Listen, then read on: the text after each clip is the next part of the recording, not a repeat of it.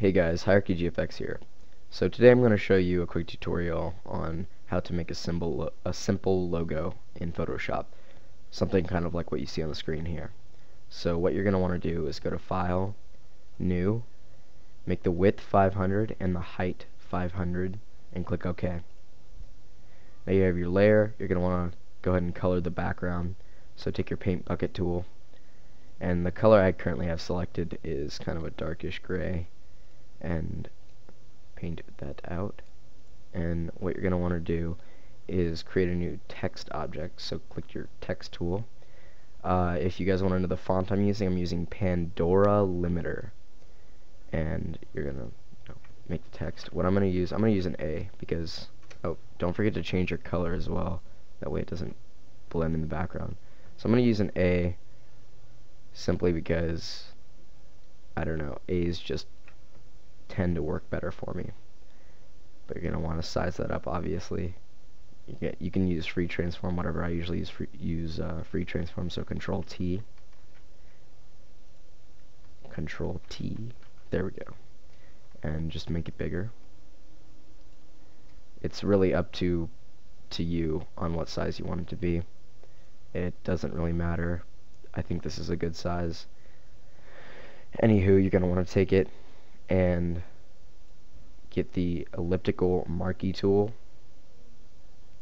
and oh yeah, don't forget to rasterize the object or the type, that way you can make edits to it. And take the Marquee tool and just kind of create a circle over it like this. Doesn't have to be perfect, doesn't have to be exactly like mine. And then layer via cut. What that'll do, that'll make it kind of a cut, and you have two separate pieces of that A. So what I'm going to do is I'm just going to pull the A out a little bit, maybe adjust it so it kind of fits that a little bit better.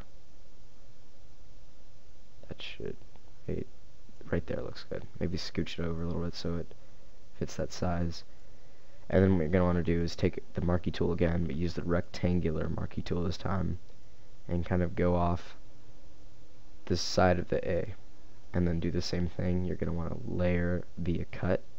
You'll have that, and then just kind of pull this out a bit, maybe even make it go up here, maybe even have it go down here. It's really personal preference. I'm going to put it up here because that's just where I want it.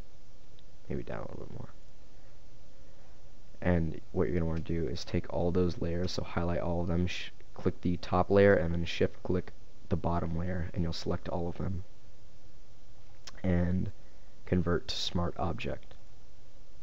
Now that you have your Smart Object, rasterize the layer, go into the layer, and we're going to add some drop shadow. So click on drop shadow. We're going to make this distance 0 and the spread about 7 and the size 13. Actually, we're going to change that. Actually, no, that'll work. So again, keep the opacity 75, untick use global light, keep the angle at 120, and just change the distance to 0, the spread to 7, and the size to 13, and click OK. So now that you have your text object, this is basically what you're going for.